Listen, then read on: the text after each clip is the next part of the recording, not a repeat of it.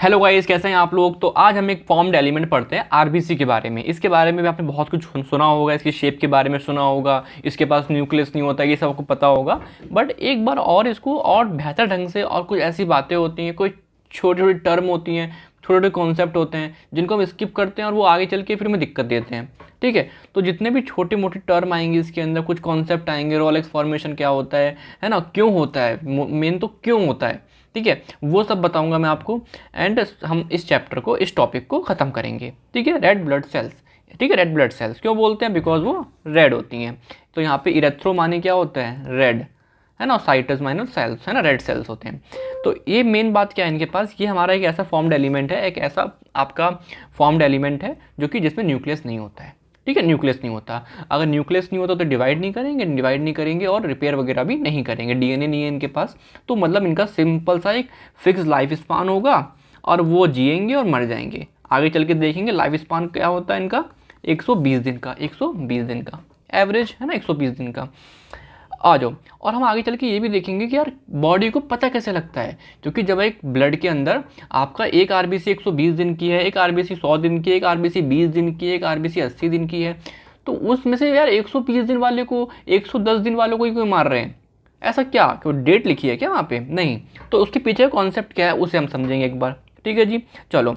तो अभी देख स्टार्ट करते हैं। तो रेड कलर क्यों आ रहा है, just because of haemoglobin, haemoglobin, है ना। चलो, नॉर्मल काउंट हम सबको पता है इसके अंदर कितना होता है, 4 to 5.5 मिलियन मिलीमीटर क्यूब। ठीक है, मिलीमीटर क्यूब। आ जाओ, इतना आपका ये रेंज होनी चाहिए। इससे ज़्यादा होगा तो दिक्कत, इससे कम होगा तो दिक्कत। आ जाओ, चलो, है ना। हाँ, ज़्यादा होता तो टर्म बोलते हैं, आगे चल के पढ़ाऊंगा पॉलीसाइथीमिया, अभी छोड़ो। चलो, मॉर्फोलॉजी। मॉर्फोलॉजी, इसकी जो शेप होती है, इसकी शेप होती है बाइकॉन्केव। एक कॉन्केव क्या होता है, मतलब गुफा, एक गेफ ऐसी, है ना। बाइकॉन्केव मतलब पीछे से भी गुफा, है ना। तो एक सेल है ये, तो ये बाइकॉन्केव शेप होती है इसकी, है ना, बाइकॉन्केव शेप होती है। डंबल दिख रहा है आपको, एक डंबल इस साइड, एक डंबल इस side, dumbbell shape, dumbbell shape. ठीक है, तो इसका जो आप देख रहे हो यहाँ पे जो थिकनेस देख रहे हो सेंटर में कम है, वो कितनी है, 1 माइक्रोमीटर, और जो बाहर साइड थिकनेस ज़्यादा है ना, 7 पॉइंट से क्या आ गई, 2.2 माइक्रोमीटर। ठीक है, जो आप इसका डायमीटर देखोगे वो कितना देख रहे हो आप, 7.2 माइक्रोमीटर। ठीक है, मतलब ये आप टॉप व्यू देख रहे हो, ये आप साइड व्यू देख रहे हो, बस इतना डिफरेंस है उस चीज़ का, उस चीज़ का। ठीक है, आपको क्या दिख रहा है, समझ में आ रहा है ना, बाइकॉन की कॉन्वेसिटी आपको ये दिख रहा है ऊपर, फिर ये थोड़ा सा गड्ढा है बीच में, फिर ये, इस चीज़ को अगर मैं साइड में देखूंगा तो मुझे पर्टिकुलर दिखेगा। ठीक है, सरफेस एरिया इतना होता है, वॉल्यूम इतनी होती है, ये वॉल्यूम याद रखना। अभी तो चलो छोड़ो, एक आरबीसी की वॉल्यूम है 90 फेम्टोलीटर, है ना, एमसीवी। अभी हम पढ़ेंगे आरबीसी इंडाइसिस, आने वाले कुछ लेक्चर्स में आएगा वो, जब मैं समझाऊंगा अच्छे से इसके बारे में। ठीक है, जब आपने रिपोर्ट देखोगे सीबीसी वगैरह, तो एमसीवी वगैरह ऐसा कुछ लिख के भी आता होगा। ठीक है, चलो, अब मैं समझाता हूँ आप लोगों को क्या इस बाइकॉन्केव शेप की इंपॉर्टेंस क्या है ना। ऐसा तो नहीं हमारी बॉडी में हर चीज़ है उसकी कहीं ना कहीं कुछ ना कुछ इंपॉर्टेंस होती है, हमें पता है, हम पता होता अच्छी बात है, मतलब कोई भी ऐसा नहीं है कि बस हो गया, हर चीज़ की अपनी इंपॉर्टेंस है। तो बाइकॉन्केव शेप की इंपॉर्टेंस क्या है, पहली बात, ऐसा करने से जो सरफेस एरिया बाय वॉल्यूम होता है वो बढ़ गया, है ना, सरफेस एरिया ज़्यादा बढ़ गया। इससे फ़ायदा क्या होता है, तो अगर आपको मोटा मोटा पता हो, आरबीसी का काम क्या होता है, ऑक्सीजन को लेना, फिर ऑक्सीजन का ट्रांसपोर्ट करना, कहीं लेके जाना। ठीक है, तो ज़्यादा सरफेस एरिया होगा तो क्या होगा, आपका ज़्यादा ऑक्सीजन जल्दी से आ जाएगी, आरबीसी के ज़्यादा अमाउंट की आ सकती है, तो सरफेस एरिया बढ़ाएंगे तो ये होगा। ठीक है, चलो, एक दूसरी बात, फ्लेक्सिबिलिटी। बाइकॉन्केव नेचर से हुआ क्या, मान लिया जो ब्लड वेसल्स हैं वो तो हर जगह मोटी मोटी तो है नहीं, कहीं कहीं तो बहुत पतली हैं, कैपिलरीज बनी हुई हैं, है ना। तो उन छोटी छोटी कैपिलरीज से कैसे निकलें, तो इसको क्या करा गया, बाइकॉन्केव बनाया गया, जिससे कि अभी तो बाइकॉन्केव है, मान लो छोटी कैपिलरी आई तो ये इधर फोल्ड, ये इधर फोल्ड, और छोटी सी बन गई। देखो देखो देखो, जैसे मैंने बोला, एक ये आपकी आरबीसी है ना, और यहाँ कैपिलरी आई तो ये आरबीसी ऐसे फोल्ड हो गई, है ना, निकल गई यहाँ से। समझ में आ रहा है क्या, मतलब ऐसे, ठीक है, समझ में आ रहा है, तो ये हो गया। आ जाओ, दूसरी बात यहाँ पे क्या है, रैपिड डिफ्यूज़न।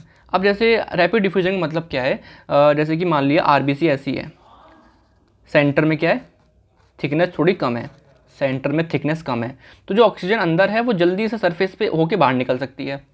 मान लो इसे निकल के जाना है टिश्यूज़ के पास ऑक्सीजन, तो जल्दी से पहुंच गई। अब मान लो स्पेयर होती तो ऑक्सीजन यहाँ पर है, तो कितना टाइम लगता है बाहर निकलने में, टाइम लगता। ठीक है, तो यहाँ पे क्या करा, थिक यहाँ पे छोटा है तो सेंटर से निकल गई, जल्दी से डिफ्यूज़ हो गया।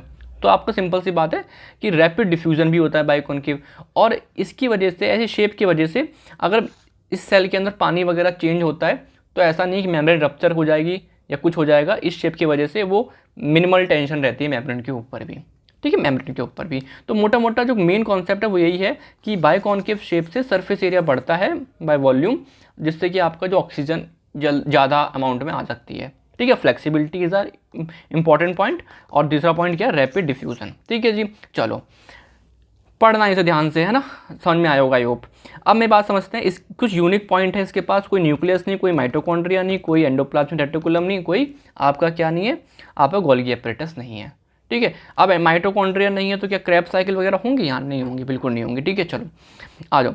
अब एक चीज़ समझना, जो इसकी बाइकॉन्केव शेप है ये मेम्ब्रेन की, जो इसको बाइकॉन्केव बना रखा है, ऐसा कैसे मेंटेन है? ऐसा इसलिए मेंटेन है कि आरबीसी के पास एक स्पेशल टाइप ऑफ साइटोस्केलेटन्स होते हैं, है ना, एक्टिन, स्पेक्ट्रिन, ये स्पेक्ट्रिन, जिसकी वजह से वो बाइकॉन्केव शेप को मेंटेन रखे हुए हैं साइटोस्केलेटन अंदर सेल्स के अंदर, ठीक है। और कभी कभी वो बचपन से ही स्पेक्ट्रिन नहीं है, एब्सेंस है, एब्सेंस ऑफ दिस। तो मुझे बताओ स्पेक्ट्रिन का काम क्या था? आरबीसी की शेप को बाइकॉन्केव रखना। अब वही नहीं है तो कैसे हो जाएंगे? स्पेरिकल हो जाएंगे, है ना। तो इसे बोलते हैं हेरिडिटरी स्पेरोसाइटोसिस।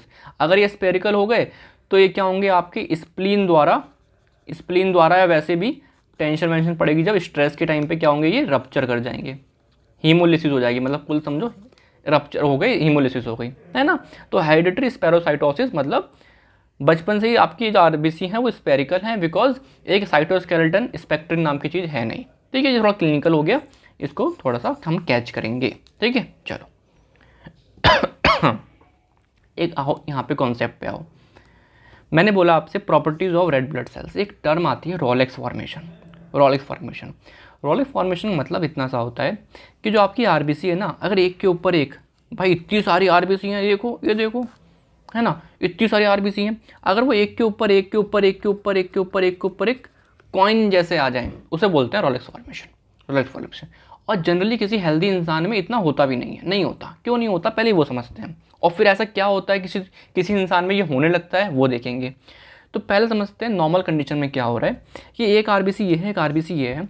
आरबीसी मैंने बताया था सेल्स के बाहर, आपने सेल फिजियोलॉजी मुझसे पढ़ी है, मैंने बताया ग्लाइकोकैलिक्स की लेयर होती है, उसमें नेगेटिव चार्ज होता है सियालिक एसिड की वजह से, है ना। तो मैंने बोला एक आरबीसी ये है, इसमें नेगेटिव चार्ज है, बाहर बाहर बाहर बाहर, एक आरबीसी ये, इसमें नेगेटिव चार्ज है ये, ठीक है। एक सेकंड, कोई आया है, हाँ तो कोई आ गया था, मैं वापस आता हूँ। तो ये एक आरबीसी ये है, एक आरबीसी ये है, इसके भी बाहर नेगेटिव चार्ज, इसके भी बाहर नेगेटिव चार्ज, तो ये आपस में रिपेल करेंगे, ये आपस में उतने आराम से चिपकेंगे तो नहीं, तो रोलेक्स फॉर्मेशन नहीं होगा, ठीक है। इस वजह से आरबीसी कैसी रहती है? सस्पेंड रहती है, स्टेबल रहती है ना, चिपके नहीं, ऐसे नहीं सारे चिपक के एक साथ हो गए, नहीं ऐसा नहीं होता। बट किसी किसी कंडीशन में, लाइक हमारी जब इन्फ्लामेशन बॉडी में होती है, इन्फेक्शन होता है, मल्टीपल माइलोमा होता है, ये सब आपको नहीं पता अभी, टर्म छोड़ो, बट कुल मिला के सिंपल सी बात है, जो plasma protein like fibrinogen, like globulin, antibodies, ये जब ज़्यादा बनती हैं, है ना, तो आपका प्लाज्मा प्रोटीन का अमाउंट बढ़ जाता है। तो प्लाज्मा प्रोटीन क्या करता है? इनके बीच में आ जाता है। मान लो प्लाज्मा प्रोटीन पॉजिटिव चार्ज है या फिर न्यूट्रल है ना, मान लो पॉजिटिव चार्ज है प्लाज्मा प्रोटीन, है ना, उसके आउटर मेम्ब्रेन, है ना, पॉजिटिव, तो क्या होगा? ये इसको भी चिपका लेगा और ये इसको भी चिपका लेगा, तो क्या होगा? अब स्टार्ट हो जाएगा चिपकना। मैं क्या बोल रहा हूँ, प्लाज्मा प्रोटीन आया तो बीच में एक लेयर आ, ऐसा कोई नहीं पढ़ाता, बट एक रीज़न दे देता हूँ मैं आपको समझाने के, याद करने से अच्छा है थोड़ा 2 मिनट समझ लेते हैं ना, ठीक है। तो क्या हुआ, प्लाज्मा प्रोटीन बीच में आया और इनको चिपकाने लगा। तो सिंपल समझना, रोलेक्स फॉर्मेशन ज़्यादा जब होगी जब हमारे पास बॉडी में कोई ना कोई इन्फ्लामेशन, इन्फेक्शन वगैरह होगा। क्यों? क्योंकि इस कंडीशंस में आपके बॉडी में प्लाज्मा प्रोटीन बढ़ जाते हैं, और प्लाज्मा प्रोटीन बढ़ जाते हैं तो आरबीसी के बीच में जो रिपेल वाली फोर्स थी, उसके बीच में कहीं ना कहीं प्लाज्मा प्रोटीन जैसी चीज़ें आ गई जो इसे कम कर देंगी। ऐसे बोलते हैं जीटा पोटेंशियल, है ना, वो कम हो गया और ये फिर चिपक जाती हैं, तो फिर रोलेक्स फॉर्मेशन होने लगता है। ठीक है, छोड़ो। स्पेसिफिक ग्रेविटी बहुत ज़्यादा होती है, ब्लड की तो 1.05 के आसपास होती है ना, इनकी ज़्यादा होती है। ब्लड की क्यों कम होती है? बिकॉज पानी मिल जाता है ना। पैक्ड सेल वॉल्यूम 45%, आईएस की बात नहीं करता हूँ, बट ये समझ लो कि अगर मैं सारे आरबीसी को पैक कर दूँ तो कितना वॉल्यूम कवर कर रहा है? 45%। रेस्ट प्लाज्मा आएगा, अलग से लेक्चर आएगा पूरा, ठीक है। अब आते हैं लाइफ स्पान के ऊपर। लाइफ स्पान होता है इनका 120 दिन का। कितना होता है इस 120 दिन का? देखो इनके पास न्यूक्लियस तो है नहीं, तो ये डिवाइड करेंगे नहीं, रिपेयर करेंगे नहीं, जिएंगे जिएंगे फिर मर जाएंगे 120 दिन में। तो कहाँ मरेंगे जाके, बनते बोन मैरो में, मान ली बात, कहाँ मरेंगे जाके, कहाँ जाएंगे, स्प्लीन में, कुछ थोड़ा अमाउंट लीवर में भी, बट मेनली स्प्लीन में। स्प्लीन को बोलते हैं हम ग्रेवयार्ड ऑफ आरबीसीज, कब्रिस्तान है आरबीसीज का, ठीक है। अब ऐसा क्या होता है स्प्लीन में, मैंने वहाँ पे से उस क्वेश्चन पे आता हूँ। मैंने स्टार्टिंग बताया था कि एक ब्लड है, उसमें तो आरबीसी 120 दिन की भी है, 100 दिन की भी है, 80 दिन की भी है, 20 दिन की भी है। तो कैसे पता लगता है कि यार 120 दिन के आसपास वाली आरबीसी को मारना है, कैसे पता लगता है, वो देखते हैं। तो एग्जांपल लेते हैं, जैसे मेरे टीचर ने मुझे पढ़ाया था, है ना। एक घर है, ठीक है, उसमें लगी है आग, एक खिड़की है ऊपर, एक ही खिड़की है, और घर के अंदर है 3 लोग, है ना। एक की एज है 80 साल, एक की एज है 40, एक की एज है 20, ठीक है। 3 लोग हैं और घर में लग गई आग, खिड़की बहुत ऊपर है, छोटी सी जगह है, ठीक है। अगर मैं पूछूं आपसे इनमें से सबसे आराम से कौन निकल जाए कूद काद के, है ना, आप बोलोगे 20 साल का लड़का, भाई वो फिट है। फिट क्यों है, फ्लेक्सिबल है। 40 साल का भी वहाँ करेगा और निकल जाएगा, लेकिन क्योंकि फ्लेक्सिबिलिटी थोड़ी बहुत है। 80 साल वाला इंसान बोलेगा यार फ्लेक्सिबिलिटी मेरे अंदर है नहीं, इतना ऊपर जाऊंगा नहीं, इससे अच्छा बाहर जाके जलूंगा तो यहीं जल जाता हूँ, मजाक कर रहा हूँ, ठीक है। तो क्या हुआ आपका, ये यहीं पे मर जाएगा, निकल नहीं पाया, बिकॉज क्या नहीं है इसके पास, फ्लेक्सिबिलिटी नहीं है, ठीक है। तो ये सेम कॉन्सेप्ट यहाँ पे समझो, इस एग्जाम्पल को छोड़ो। अब मैंने क्या बोला, स्प्लीन है, जैसे स्प्लीन छोटा सा पोर्स मान लो, इतना सा पोर मान लो। तो जो छोटी आरबीसीज होंगी, छोटी आरबीसी मतलब जिनका लाइफ स्पान अभी कम होगा, उनके पास अभी फ्लेक्सिबिलिटी होगी, उनकी जो मेम्ब्रेन है वो फ्लेक्सिबल हो सकती है ना। तो वो इस पोर से फ्लेक्सिबिलिटी से निकल जाएंगी। लेकिन जिनका लाइफ स्पान ज़्यादा हो गया, या फिर जिनका फ्लेक्सिबिलिटी नहीं है, या फिर उनकी शेप ख़राब हो गई है, तो वो यहाँ पे ट्रैप हो जाएंगी और स्पिन पकड़ लेगा, उन्हें ख़त्म कर देगा, है ना। समझ में आया कॉन्सेप्ट, मैं दोबारा रिपीट नहीं कर रहा क्योंकि इतना तो समझना नहीं होता, ठीक है। एमबीबीएस लेवल पे मतलब समझ रहे हो, बस आना चाहिए, ऐसा आपको सोचा जाता है कि नीट लेवल पर पढ़ लिया होगा आपने, बट अगर मुझसे आप पढ़ रहे हो तो हर एक कॉन्सेप्ट जितना हो सकेगा मैं बताऊंगा आपको। मैं नहीं जानता आपको कितना आता है, ठीक है। वापस नहीं बता रहा, फॉर बैकवर्ड कर लेना वीडियो को, दोबारा सुन लेना, ठीक है। चलो, अब क्या हुआ, जो आरबीसी पकड़ी गई तो उसमें से क्या करेंगे, हीमोग्लोबिन, हीम में क्या क्या पार्ट होते हैं, ग्लोबिन, आयरन और पोरफायरिन, है ना। पोरफायरिन, आयरन और पोरफायरिन जब मिलते हैं तो हीम बनता है ना। हीम कैसे बनता है, हीम सिंथेसिस पढ़ी है बायोकेमिस्ट्री में, आयरन में पोरफायरिन की रिंग, है ना। तो चलो ठीक है, तो आयरन को तो हम स्टोर कर लेते हैं, ग्लोबिन को भी हम स्टोर कर लेते हैं प्रोटीन पूल में, जो पोरफायरिन है उससे कहीं ना कहीं आपका बिलिरुबिन वगैरह, बाइल वगैरह बनेगा, ठीक है। समझ में आ रहा है क्या, वो आपका निकलेगा बॉडी से। तो ये हम अभी बस इतना जानना जरूरी है बस, ठीक है।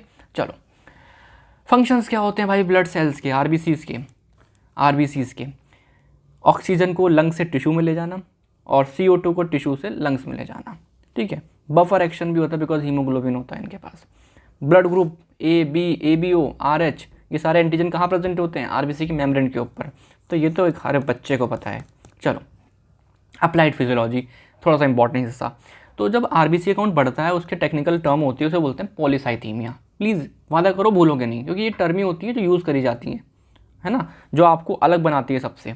तो polycythaemia increase in RBC count एक नॉर्मल से ज़्यादा, ठीक है।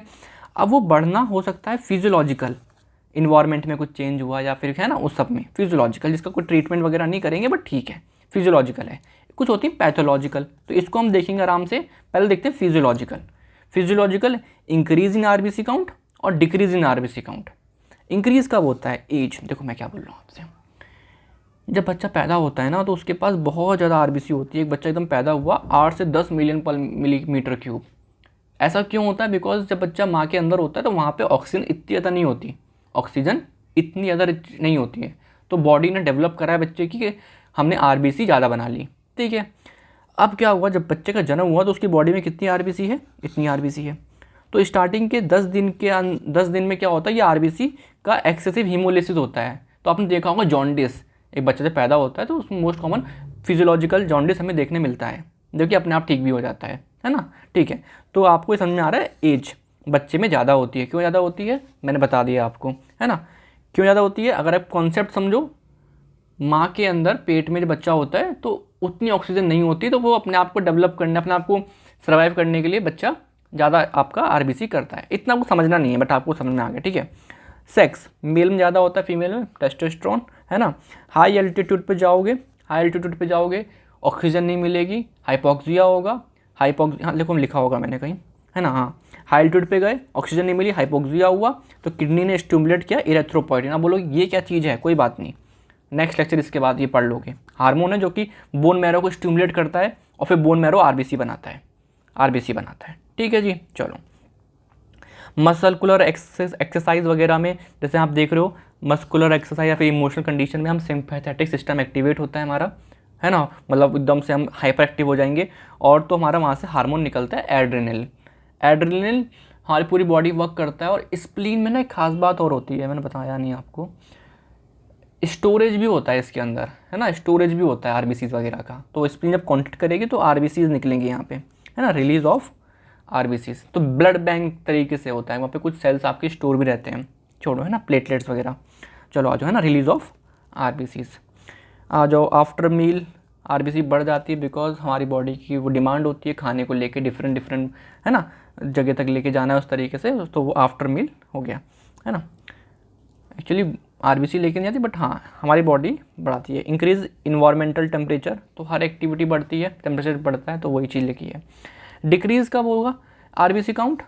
At high barometric pressure. यहाँ प्रेशर कम हुआ था ना हाई एल्टीट्यूड पे, सी लेवल पे मान लो प्रेशर ज़्यादा है, तो आपका क्या होगा, आपका क्या होगा, ज़्यादा है, ऑक्सीजन ज़्यादा मिलेगी, तो हाइपोक्सिया नहीं होगा। हाइपोक्सिया नहीं होगा तो वही चीज़, हर चीज़ उल्टी कर दो, हाइपोक्सिया नहीं होगा तो इरेथ्रोपोइटिन नहीं निकलेगा, बोन मैरो स्टिमुलेट नहीं होगी तो आरबीसी नहीं इतनी ज़्यादा इंक्रीज होंगी, है ना। ड्यूरिंग स्लीप, प्रेगनेंसी के टाइम पे आपका आरबीसी कम हो जाएंगी। ड्यूरिंग स्लीप मतलब हर चीज़ कम होती है स्लीप के टाइम पे, तो आरबीसी भी कम है। ये फिजियोलॉजिकल है, इतना नहीं पढ़ना इस पेज को, मैंने ज़्यादा टाइम दे दिया यहाँ पे, है ना। प्रेगनेंसी के टाइम पे भी आपका आरबीसी कम हो जाती हैं, बिकॉज देखो जब मैं आरबीसी कम होने का मतलब बोल रहा हूँ ना, इसका मतलब है उसकी कंसंट्रेशन। आप देख रहे हो आरबीसी का मैं वैसे काउंट नहीं लिख रहा हूँ, एक सेकेंड, आरबीसी का काउंट नहीं लिख रहा हूँ, साथ में क्या लिख रहा हूँ, कितने वॉल्यूम में। अब प्रेगनेंसी के टाइम पे क्या होता है, प्लाज्मा का लेवल ज़्यादा बढ़ जाता है, तो हमें आरबीसी कम लगती है रिलेटिवली, तो वो एनीमिया नहीं है, समझ में आ रहा है। प्रेगनेंसी के टाइम पे प्लाज्मा बढ़ जाता है, मान लो पानी बढ़ गया तो आरबीसी उतनी ही है, थोड़ी सी बढ़ी है, तो हमें आरबीसी कम नज़र आती हैं, ठीक है, तो बाकी वो नॉर्मल है। ओके, हो गया हो गया हो गया, आ जाओ। अब आओ, ये इंपॉर्टेंट है, पैथोलॉजिकल वेरिएशन। तो पैथोलॉजिकल वेरिएशन मतलब यहाँ पे कोई दिक्कत है, तो पैथोलॉजिकल पॉलीसाइथेमिया, पॉलीसाइथेमिया मतलब increase in the RBC count. तो प्राइमरी क्या होता है, प्राइमरी मतलब कि जहाँ खून बन रहा है वहाँ दिक्कत है, मतलब red bone marrow, blood bone marrow में मेलिग्नेंसी है, जहाँ पे खून बन रहा है वहाँ पे, जहाँ पे फॉर्म्ड एलिमेंट बन रहे हैं, तो आरबीसी, डब्ल्यूबीसी, प्लेटलेट सब इंक्रीज मिलेगा आपको प्राइमरी पॉलीसाइथेमिया में, उसे बोलते हैं पॉलीसाइथेमिया वेरा। ठीक है, प्राइमरी के अंदर कहाँ दिक्कत है, एकदम फैक्ट्री में ही दिक्कत है, ठीक है, फैक्ट्री में ही दिक्कत है। सेकेंडरी पॉलीसाइथेमिया मतलब कि कोई ऐसी दिक्कत है बॉडी के अंदर जिससे कि आपको हाइपोक्सिया हो रहा है, जिससे उस इंसान को हाइपोक्सिया हो रहा है, लाइक आपका रेस्पिरेटरी डिसऑर्डर है, कंजेनिटल हार्ट डिसीज है, कुछ और भी, कोई पॉइजनिंग वगैरह कुछ भी है जिसकी वजह से कुल मिला के हाइपोक्सिया हो रहा है। हाइपोक्सिया होगा तो मैं बताया क्या, कौन सा वाला हार्मोन बढ़ेगा, इरेथ्रोपोइटिन बढ़ेगा, वो आरबीसी काउंट बढ़ा देगा, आरबीसी काउंट बढ़ा देगा। मतलब कि जो सेकेंडरी पॉलीसाइथेमिया है वहाँ पे कोई और बॉडी में दिक्कत है, पैथोलॉजिकल कंडीशन है जिसकी वजह से हाइपोक्सिया हो रहा है, एंड जिसकी वजह से at the end RBC count बढ़ रहा है। लेकिन प्राइमरी के अंदर जहाँ फैक्ट्री है, रेड ब्लड सेल जहाँ बन रहे हैं, मतलब रेड बोन मैरो में जहाँ आपके आरबीसी, डब्ल्यूबीसी, प्लेटलेट्स कहीं ना कहीं बन रहे हैं, वहीं दिक्कत आ गई। तो प्राइमरी ये हो गया, सेकेंडरी ये हो गया, ठीक है। डिक्रीज इन आरबीसी काउंट क्या बोलते हैं, एनीमिया बोलते हैं। एनीमिया के अंदर हम बहुत कुछ सुनेंगे, पढ़ाऊंगा आपको, माइक्रोसिटिक, मैक्रोसिटिक, तो अभी मैं उनकी बात यहाँ नहीं कर रहा हूँ। अब इस टॉपिक के बाद आप एनीमिया आगे चल के पढ़ोगे तो वहाँ पे कंटिन्यू करेंगे, ठीक है। आरबीसी मतलब कम हो जाएंगी, हीमोग्लोबिन कम हो गए तो उसे बोलेंगे एनीमिया, ठीक है। आई होप समझ में आया होगा। आई होप आप लोगों को ये नोट्स अब जब पढ़ोगे अपने आप ये टॉपिक तो आपको ईजी लगेगा, है ना। कितना टाइम हो गया, 20 मिनट हो गए, ठीक है। इतना टाइम नहीं लेना था इस टॉपिक पे, बट ओके 2x पे देखते हो, मुझे पता है। चलो ठीक है, थैंक यू, बाय।